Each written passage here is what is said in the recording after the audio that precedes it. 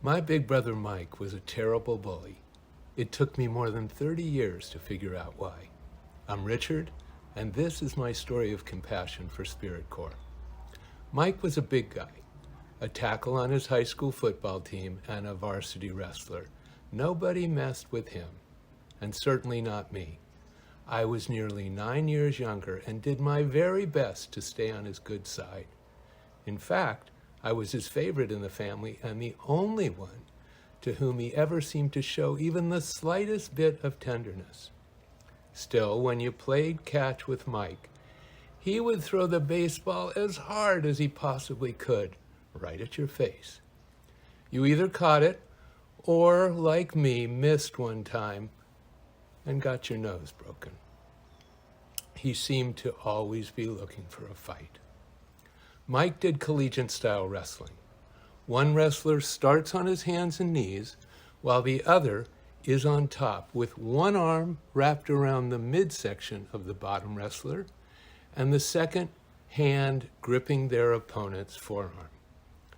On the count of 3, the one on top tries to pin the other, while the bottom wrestler tries to get free. How do I know this? Mike liked to practice on me. Now, when he was wrestling in high school, my brother was 17 and weighed 210 pounds, minimum. I was 8 or 9 and weighed in at 70, maybe 75 after a big dinner. And as you may have already guessed, he would always put me on the bottom.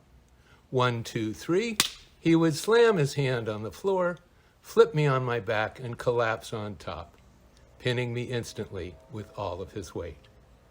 Boys will be boys, as we used to say, right?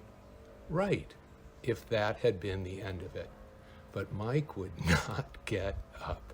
He just laid there on top of me. I couldn't move. I couldn't breathe. And no matter how hard I tried or how loud I begged, he would not budge, even as I gasped, and fear gripped me to the core. It seemed like forever. With me at the edge of blacking out, or God knows what, he would finally decide to set me free. Worst of all, on threat of even graver tortures from him, I let this happen more than once, and I hated him for it, with a quiet vengeance that lasted half my life. In fact, even as an adult, I avoided Mike at family gatherings and never reached out to call or check in, as siblings often do. Until one day, a childhood memory came flooding back, a memory of Mike. It was late on a rainy afternoon, and he came crashing through the front door, blood streaming down his face.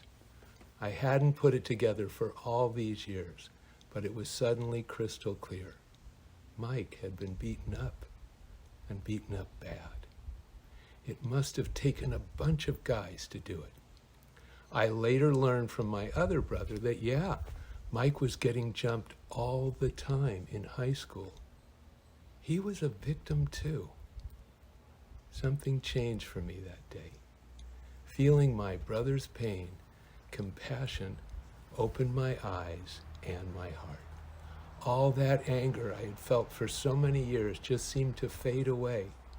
Sure, he could be brutal, but now I knew why. Because he was getting brutalized. He made me suffer because he was suffering. It had nothing to do with me. I was just that 8-year-old caught in the wrong place at the wrong time. He's passed away now, but not before giving me an unexpected and really beautiful gift, a chance to open my heart, put aside hatred, and experience the joy of totally forgiving him. Thanks for listening. We hope you will share your story of compassion and join the Spirit Corps conversation. Together, we grow.